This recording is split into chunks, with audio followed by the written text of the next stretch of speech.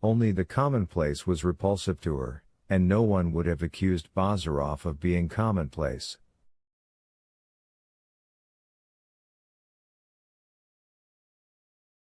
Arkady had several surprises in store for him that day. He had expected that Bazarov would talk to an intelligent woman like Madame Odintsov about his convictions and views.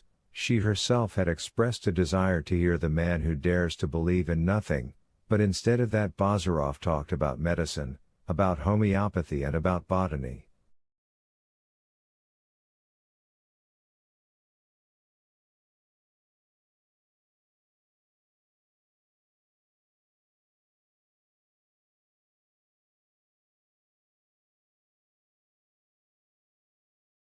It turned out that Madame Odintsov had not wasted her time in solitude.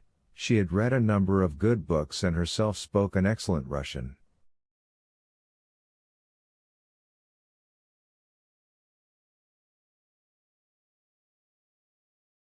She turned the conversation to music, but, observing that Bazarov had no appreciation of art, quietly turned it back to botany, although Arkady was just launching out on a discourse about the significance of national melodies.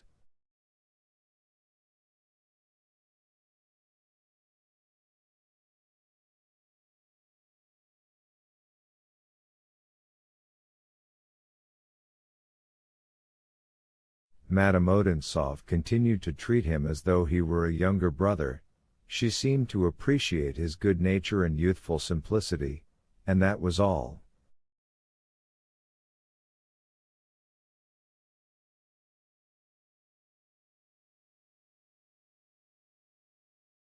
A lively conversation went on for over 3 hours, ranging freely over a variety of subjects.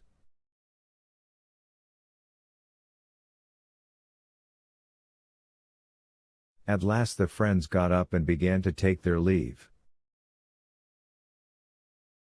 Anna Sergeyevna looked at them kindly, held out her beautiful white hand to each in turn, and after a moment's thought, said with a diffident but delightful smile,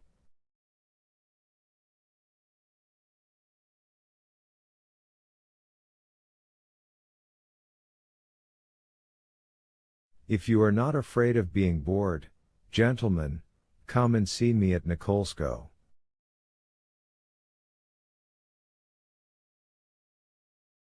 "Oh, Anna Sergeyevna," cried Arkady, "that will be the greatest happiness for me."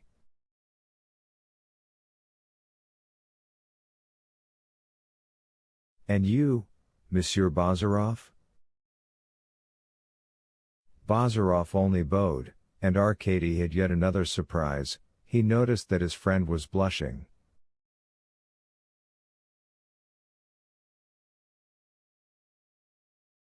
"Well," he said to him in the street, "do you still think she's—" "Who can tell? Just see how frozen she is," answered Bazarov. Then after a short pause he added, "She's a real Grand Duchess, a commanding sort of person. She only needs a train behind her, and a crown on her head."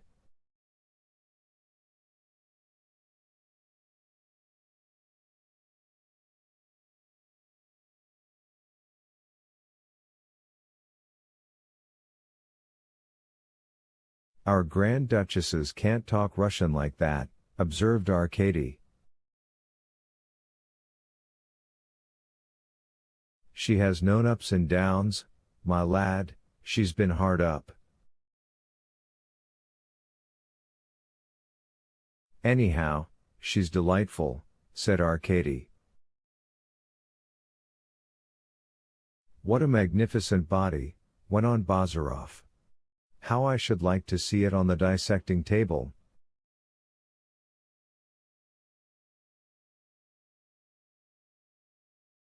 "Stop, for heaven's sake, Yevgeny. You go too far."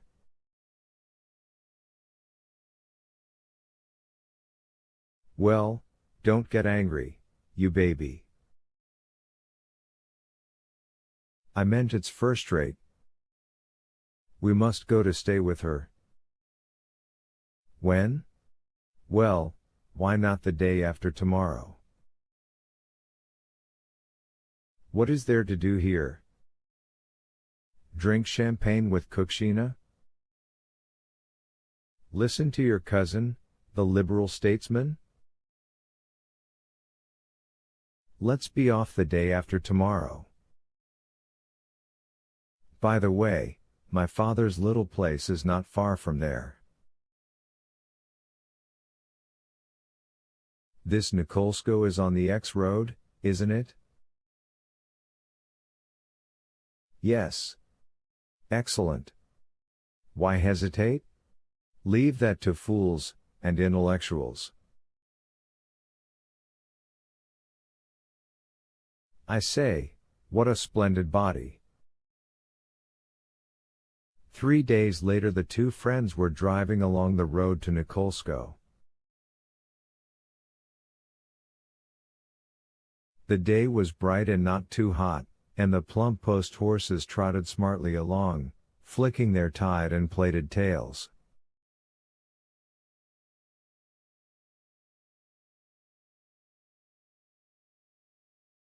Arkady looked at the road, and, without knowing why, he smiled.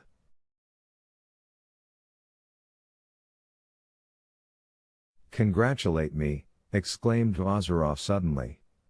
Today's the 22nd of June, my saint's day.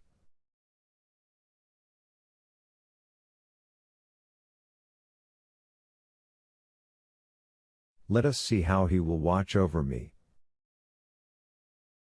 They expect me home today, he added, dropping his voice. Well, they can wait, what does it matter?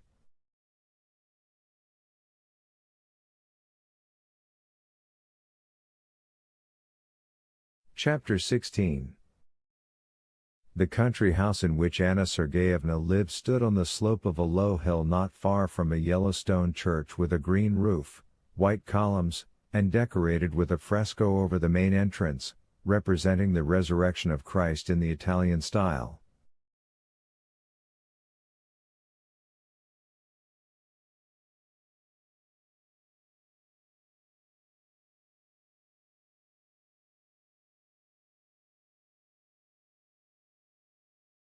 Especially remarkable for its voluminous contours was the figure of a swarthy soldier in a helmet, sprawling in the foreground of the picture.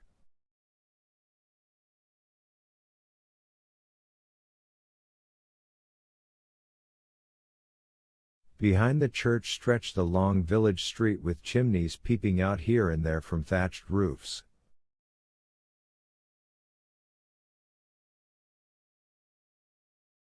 The manor house was built in the same style as the church, the style now famous as that of Alexander I. The whole house was painted yellow, and it had a green roof, white columns and a pediment with a coat of arms carved on it.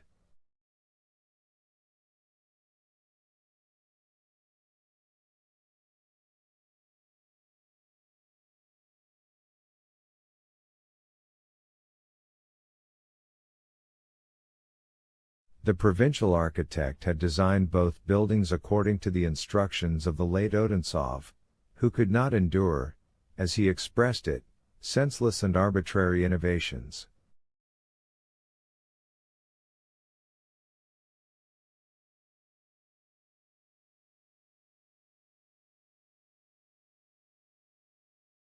The house was flanked on both sides by the dark trees of an old garden. An avenue of clipped pines led up to the main entrance.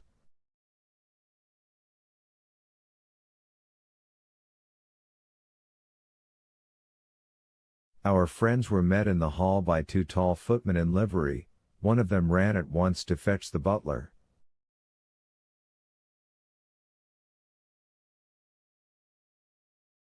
The butler, a stout man in a black tailcoat, promptly appeared and led the visitors up a staircase covered with rugs into a specially prepared room in which 2 beds had been arranged with every kind of toilet accessory.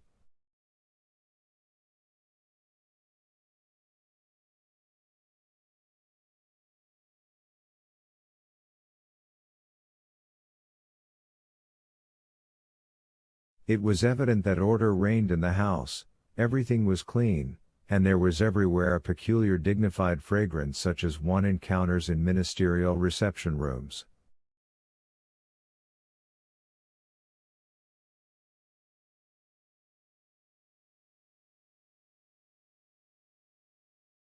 Anna Sergeyevna asks you to come to see her in half an hour, the butler announced. Have you any orders to give meanwhile?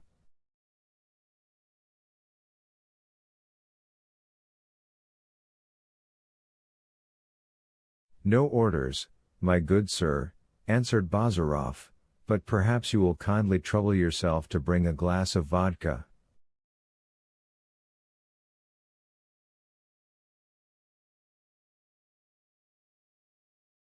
Certainly, sir, said the butler, looking rather surprised, and went out, his boots creaking.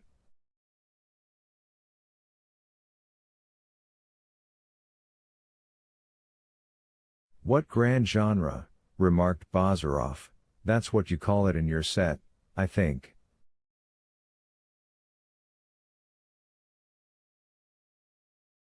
A Grand Duchess complete. A nice Grand Duchess, answered Arkady, to invite straight away such great aristocrats as you and me to stay with her.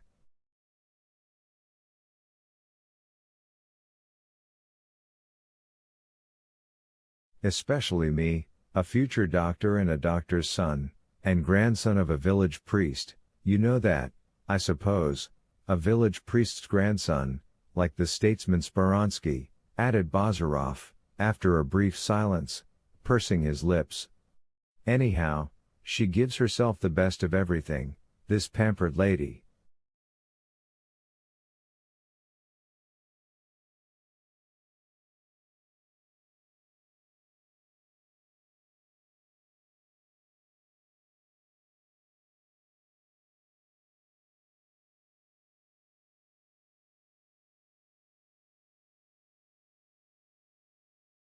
Shan't we soon find ourselves wearing tailcoats?